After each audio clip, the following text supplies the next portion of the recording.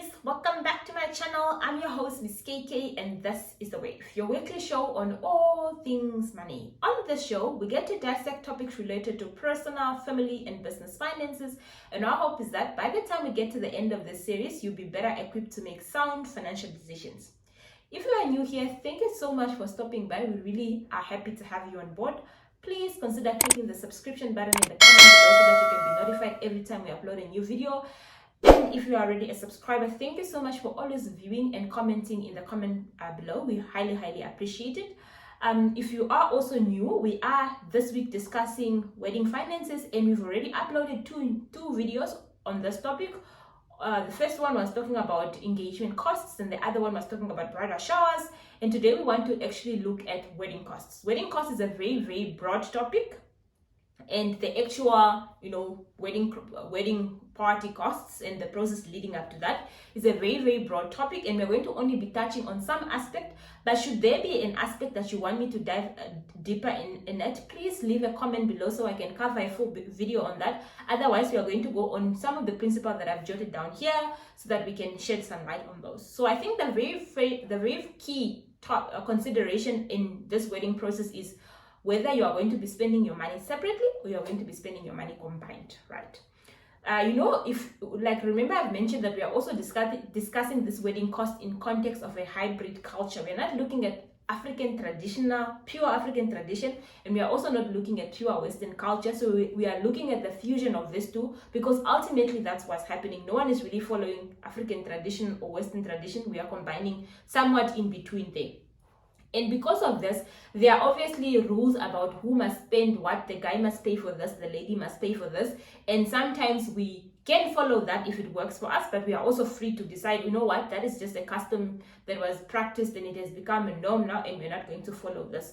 Why I say this is because it also depends on whether what will make or decide whether you guys are going to spend in your combined budget would be how are you guys treating your finances before the wedding.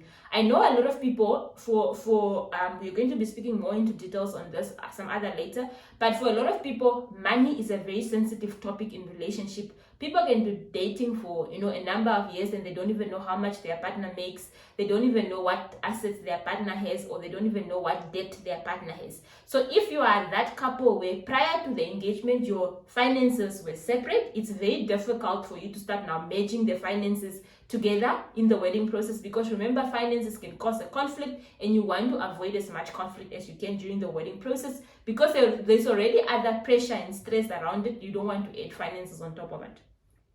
So if you're already merging finances before the wedding, it's much easier to just continue merging, and even just try now and merge it even more, because you are now doing this combined project. So that is the one thing. And for me personally, money is just another topic. So for us, from day one, I might have not disclosed how much I earn from day one, but obviously somewhere during the process we've spoken about what I have, what he has, how much he make, what I make, so that we are all clear in terms of what can we afford and what we cannot afford in the relationship context. And also having this upfront conversation also takes away from expectation. You are thinking, oh, because your boyfriend works at Namport or works at Namcor or works at Nampower, he probably earns a lot, so you're expecting him to take you out on a trip to Etosha.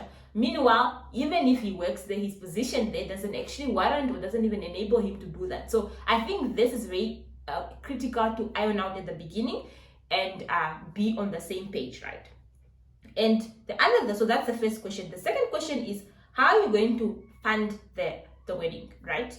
There's a lot of costs that are involved in the wedding. Some you are going to fund yourself, and some are going to be funded by others. So you need to first think to yourself, how am I going to fund this wedding? Is it the thing of me and my significant other are funding this wedding solely, or are we going to get help from siblings and parents? If you have parents that can chip in, or if you have siblings that can chip in, is that a possibility for you? And also, are you going to be funding this from your monthly income, or you are going to be funding it from savings? So you have some people, especially from the guy's perspective, because they are the one that propose, they're normally generally prepared. They've done some sort of savings leading up to popping the question, and they have some sort of reserves.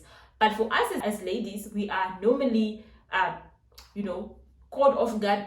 he proposed and I don't even have anything in my savings. Where am I going to get all this money to pull off this wedding, basically? So depending on whether you're going to be taking from savings or taking from your monthly income, it will make a difference on how much you can afford to actually spend on this.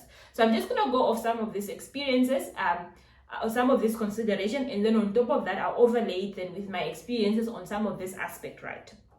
And then after you've now considered whether you're going to spend the wedding, who's going to contribute the most, and whether you're going to spend combined or separately, the other question is who is going to be paying for the big ticket items. So the big ticket items at the wedding is normally your rings. It depends. It might not actually be the big ticket item, but it's very critical. You need the rings. Deciding on which type of rings to get and how much you're going to be spending on the rings and who is going to pay for the rings. Number 2 is the dress and the suits that you're going to be wearing, and the flower girls and the boys for their outfits. How much are you planning to spend on that? The decor and food and the experience of the wedding, because the decor and food is ultimately the experience of the wedding. And lastly, so those are the main big ticket items. And depending on whether you are spending separately or together, you may share the cost, or you might end up in a situation where the guy ends up paying mainly for the dress and the rings, because traditionally the guys, especially in Oshiwambo culture, the guy traditionally pays for that. And then maybe you as the lady might just end up catering for the decor and the food on your end. So depending really on how you guys choose to deal with your finances, this can have a huge impact. So right. So personally, in terms of our wedding finances, whether we are separating or combining, so personally, I feel like this makes a huge difference in terms of how long have you been working. Obviously, there are some people that have been working for so long, they are already sorted in terms of financial stability. Then you have some of us that are just starting off to work, where we don't really have significant amount of money in our savings, so we can't really afford you do your part, I do my part. So for us, what worked well was we put together a wedding budget. We didn't really get to the final numbers, but we sort of said, okay, on this we are willing to spend this much. Okay, we are going to combine your monthly income. We're going to take maybe 60%, put it in that pot. I take 40%, put it in that pot, and then from that pot, that's where we spend. So that was our approach. We didn't spend in isolation, we spent together. So that way we were able to control how much money we spend on the wedding and how much money we have left over, so that when we go on honeymoon later and when we want to go and buy things post the wedding, we're able to actually still do that. So that's the one thing that worked well for us. In terms of the funding, so for us personally, for my husband's family, obviously he was partially funding the wedding and also with the assistance of the parents. On my end, I was partially funding the wedding with my assistance of my siblings mainly, because my mother doesn't work. So my mother could contribute to the extent that she can, giving the goats and the chickens and running the errands. That was my mother's contribution. But my siblings really came in handy, especially with regards to the home upgrades, the cows. Like, guys, my siblings came through, because seeing that I'm also an orphan, my dad wasn't there to actually carry the responsibility of a father when their daughter is getting married. So my brothers, guys, I'm really indebted to my brothers. They really came through, assisted with the house upgrades, bought cows. My one sister also bought a cow. My other sister did the catering. They did quite a lot. My other sister decided to take care of the kids' food, for example. So I did part of it. My sibling did part of it. My husband, he did part of it. His parents did a portion of it. So that is now whether we funded the wedding ourselves or we have funded with the assistance of others. Whether we took it from savings or monthly income, majority of our wedding costs actually came from the income of the month, except we had to dip in some of the savings, because my husband's business was affected by a portion of the lockdown. So the money that he has saved up, some of it had to go towards that needed to be incurred while the lockdown was still ongoing. And then as soon as the lockdown was lifted, we then started, taking from the income again. So a portion of it came from savings and a portion of it came from our monthly income, but majority of it came from the monthly income. And the big ticket items, the rings, again, it came from that big pot. The dress, this was something that I personally saved money on. I personally believe the wedding dress is just fabric. There's nothing special about it. So it wasn't like my top notch or the big ticket item. I got my dresses made. One was 3,000, one was 2,700. So I had two dresses because it was a 2-day event. So for me, dresses, I didn't spend a lot of money, and that the one dress came solely from him. The other dress came from the combined pot, actually. Yes. And then the decor and food, the food actually we spend separately, because now it's very difficult to control who buys what, etc. So the food, my mother and my sister handled the food from my end. I contributed. They went to do the buying for him. His cousin and the mother also handled the food. So the food we sort of separated. Everyone contributed their own money to the food there. And the decor is something that is very expensive, especially with nowadays weddings, especially also if you are not doing an open tent. So what we did is we actually bought a significant portion of the things that went in that tent. So we bought our own Tiffany chairs, we bought the tables, we bought the centerpieces, we bought the plates, the bride chairs and groom, etc. Because ultimately, if we looked at the cost of buying those things versus the cost of renting it, it was significantly similar. So we thought, why not just buy the things ourselves, keep the things after the wedding. If we want to hire them out, hire them at a reasonable price. Otherwise, when we have another function at home, like a baptism or a confirmation, or when we have a family wedding for someone that can't really afford to buy these things, then they can actually get to use this thing. So that is one thing that we actually did slightly different. But because that was a bit of a capital intensive project, that is the bulk of where the savings went. The rest of the wedding costs, we were able to use our monthly salary, but those decor things, majority of it came from savings, especially the Tiffany chairs from we ordered from China, because we needed to pay that upfront. Okay. And so one of the other things that I want to touch on then in terms of this wedding cost is the granny's attires, especially in the Oshiwambo traditional context. There's a theme for the wedding, and you must give certain family members and family friends outfits. For us, we were really lucky because we got married in Corona time. Weddings were not really attracting this significant number of people, etc. So we didn't make a lot of dresses. And again, my mother was putting a bit of pressure that people are gonna come, they are gonna expect dresses. And I told them, if anybody stresses you out, tell them my child is an orphan and she's really just trying to make the best out of the experience. So please don't put me under pressure, because I don't want to put her under pressure. That was the excuse I gave my mother. So we didn't really make a ridiculously long list of granny's attires. And lastly, I want to speak about maybe alcohol normally gets out of proportion, but for me, I told my mother, I'm gonna spend a flat 10,000 club. If it's not enough, it's not enough. If it's enough, then it's enough. So it's also then one of those things. I didn't buy hot stuffs. I think my one friend volunteered to buy the wines for the wedding. My other cousin volunteered to buy the champagnes. So I mainly just bought beer and soft drinks. The rest of the things, people that wanted to drink them, they either brought themselves or they was just not there. So I didn't spend a lot of money on alcohol.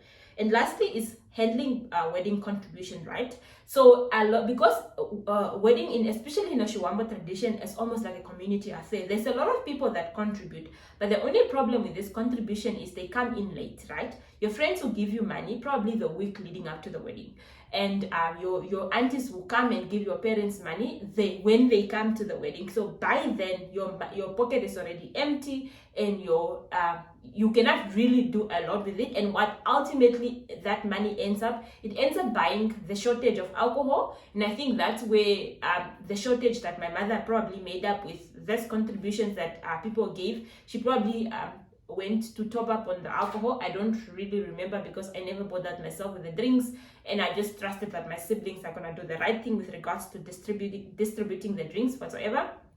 And then the other thing is a few things that was missing. I didn't then attach that month's salary. So we got married in December, right? So in December, I didn't use anything from my salary to actually fund any wedding cost. So the contributions that I got from my friends, that's what I've used to actually, pay petrol and run a few last minute errands, for example. So that was the experience for me. And what I find also even better, if you can, is to even save the contributions that you are giving, that you are getting from friends for later, so that you can replenish your savings that you have actually used up, or so that you can actually even add on to your honeymoon. So for us, that was the wedding experience. The finances were not that stressful, because personally, I'm not the girl that wants the wedding day to be the best day of my life. So I'm falling in the category, it's another special day,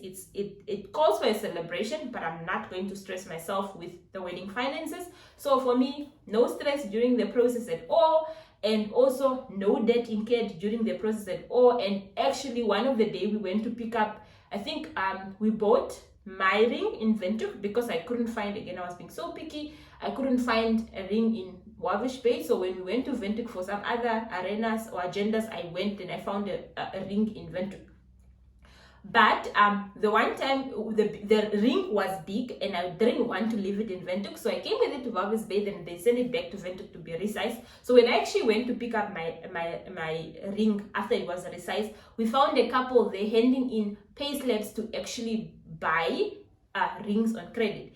And I'm just thinking, why would you want to buy a ring on credit? Just buy the thing you can afford. Guys, after 2 or 3 days into your marriage, you don't even look at the ring. So if you're not wearing a ring doesn't mean you're not married. There's more to marriage than the ring. There's more to marriage than the wedding experience. So when you are demanding and buying things during the wedding, please keep it in context of that it's the marriage that is important, not the wedding. And lastly, oh sorry, I don't even know how long this video is. Anyways, and lastly, when you are buying things for the wedding, try and see if there are things that you can use post the wedding. Okay, so the one thing that I recall is the bedding sheets that we bought.